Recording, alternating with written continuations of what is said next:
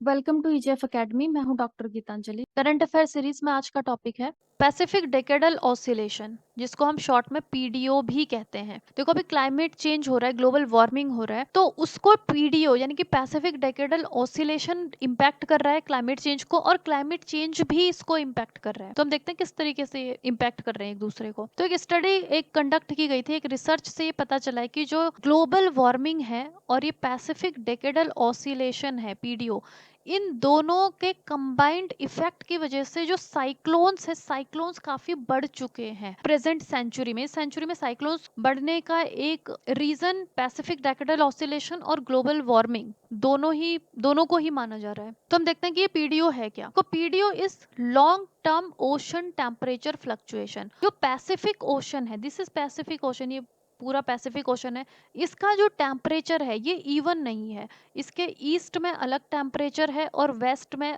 थोड़ा different temperature है, और ये टेम्परेचर फ्लक्चुएट होता रहता है, कभी कम हो जाता है, कभी ज़्यादा हो जाता है। तो ये जो फ्लक्चुएशन है उसी को पैसिफिक डेकेडल ऑसिलेशन कहा जाता है।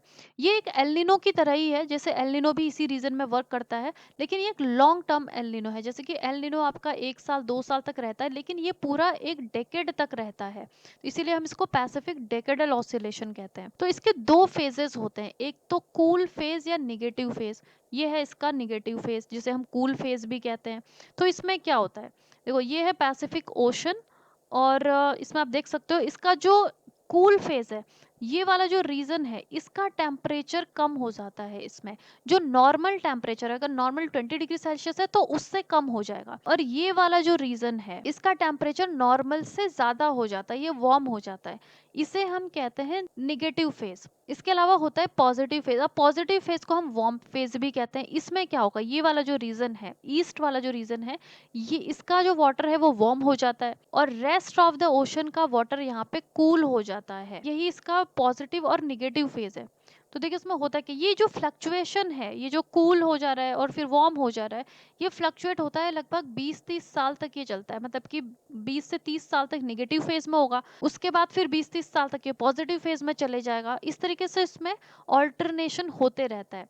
तो एक कोल्ड फेज जो है, ये वाला जो निगेटिव फेज है, ये ऑब्जर्व किया गया था 1947 से लेकर 1976 तक। पैसिफिक ओशन जो पीडीओ था वो कूल फेज में था, लगभग ये है 29 ईयर्स तक का। उसके बाद 1977 से 99 तक, 22 साल तक ये वार्म फेज में था। पहले आप देखोगे ये 29 ईयर्स, 20 साल 30 साल तक का ये होता था।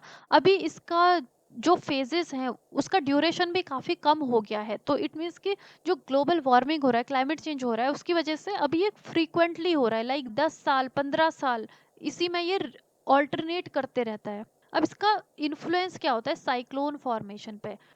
तो जब भी ये कूलर फेज में है या फिर निगेटिव फेज में है, ये वाला है इसका निगेटिव फेज, जब निगेटिव फेज में होगा तो जो वेस्ट वाला पोर्शन है, ये वाला जो पोर्शन है, इसका पानी नॉर्मल से ज़्यादा गर्म हो जाता है। अगर नॉर्मल 20 डिग्री सेल्सियस है तो उससे ज़्यादा बढ़ जाएगा, लाइक 27 डिग्री 30 डिग्री सेल्सियस ये हो जाता है। तो उससे ये वाला जो रीज़न है, इसमें साइक्लोन फॉर्मेशन बढ़ जाता है यहाँ पे, क्योंकि साइक्लोन फॉर्मेशन के लिए दो कंडीशन चाहिए।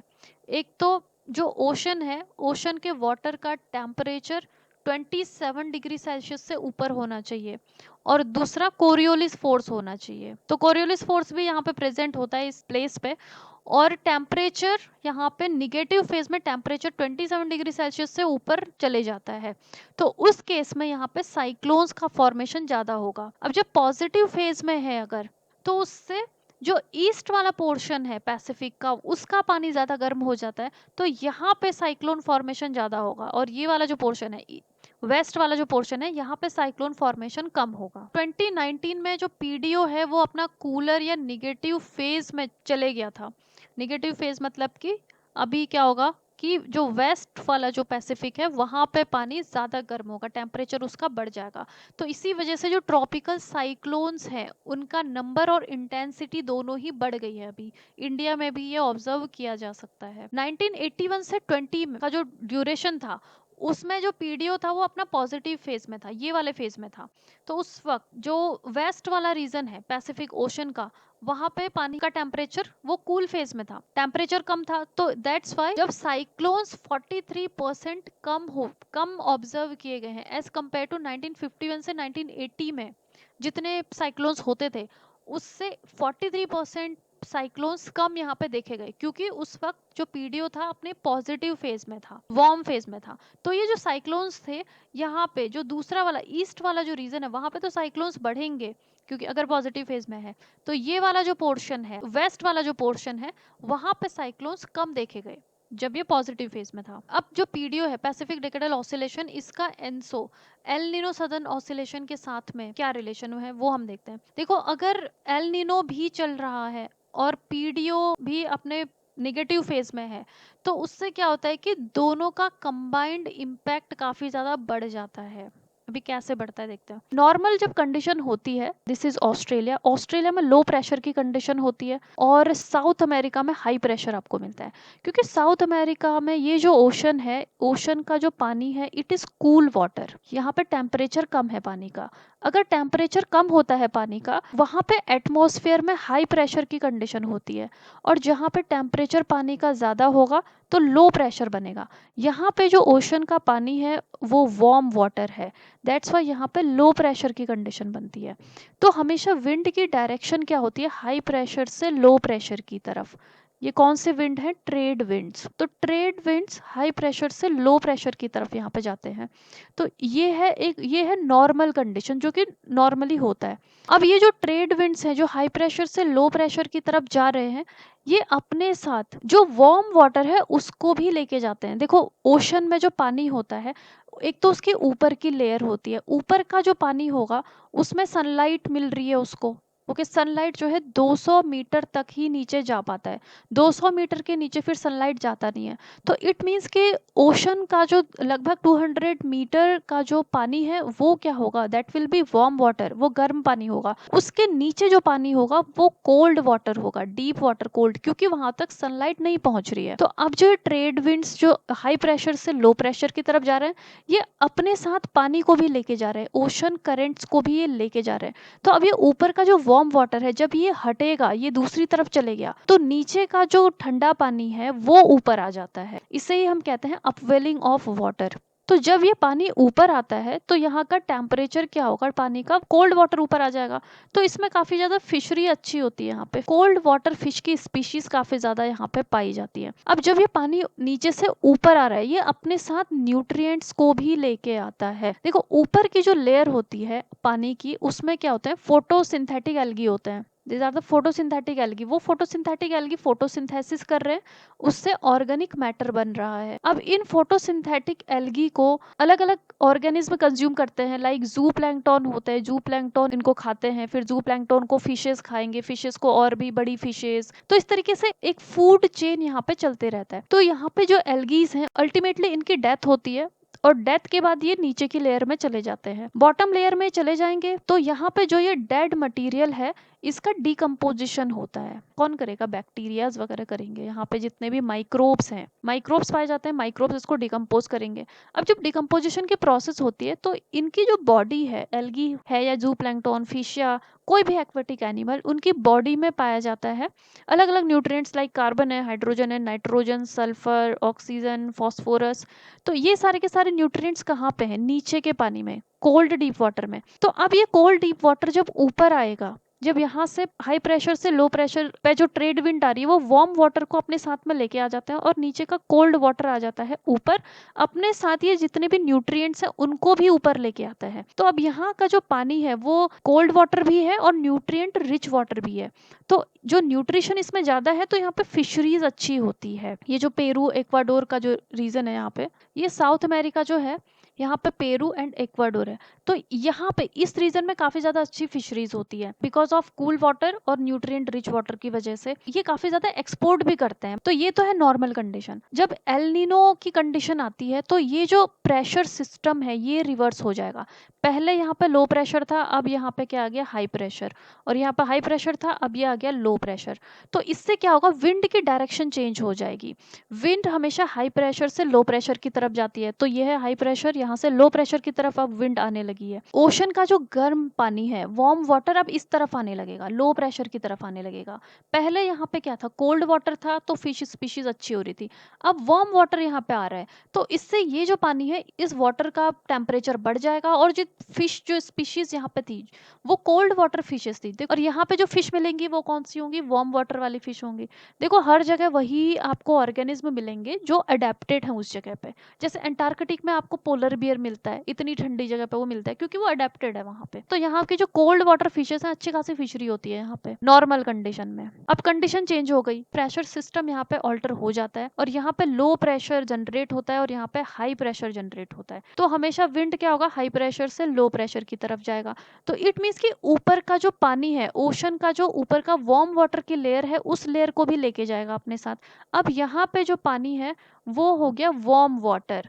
अब वो वार्म वाटर है तो यहाँ पे जो फिशेस पाई जाती है वो कोल्ड फिशेस हैं, कोल्ड वाटर चाहिए उनको, तो उनकी डेथ हो जाती है। जितने भी एक्वेटिक जो ऑर्गेनिज्म होते हैं जो सी में पाए जाएंगे, ओशन, रिवर, लेक, वो सब बहुत सेंसिटिव होते हैं, टेम्परेचर के लिए बहुत सेंसिटिव होते हैं, पीएच के लिए बहुत सेंसिटिव होते हैं। थोड़ा सा भी अगर चेंज हो जाए टेम्परेचर, पीएच, तो उनकी डेथ होना शुरू हो जाती है। अब यहाँ पे जो गर्म पानी आ रहा है, ये हाई प्रेशर विंड के साथ में गर्म पानी को ये लेके आ रहा है, तो उसकी वजह से यहाँ पे जितने भी कोल्ड वाटर वाली फिशेज हैं उनकी डेथ होने लगती है, तो मास डेथ हो जाता है। और यहाँ की जो इकोनॉमी है या फिर यहाँ का जो लोगों का लाइवलीहुड है, बहुत सारे जो फिशरमैन है उनका लाइवलीहुड फिशेस को एक्सपोर्ट करते हैं। तो अगर फिश की डेथ होती है तो उनकी लाइफ काफ़ी इम्पैक्ट होती है यहाँ पे।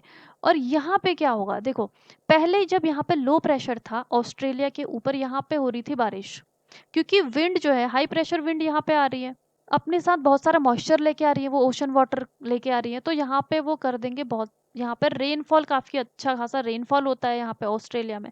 अगर ऑस्ट्रेलिया में लो प्रेशर क्रिएट हो रहा है तो देखो ऑस्ट्रेलिया के पास में ही है इंडिया भी, तो यहाँ पे लो प्रेशर मतलब और यहाँ पे अच्छी रेनफॉल, तो उसका इम्पैक्ट इंडिया पे भी पड़ता है। इंडिया में भी आपको अच्छा खासा रेनफॉल, यहाँ पे मानसून अच्छे मिलेंगे।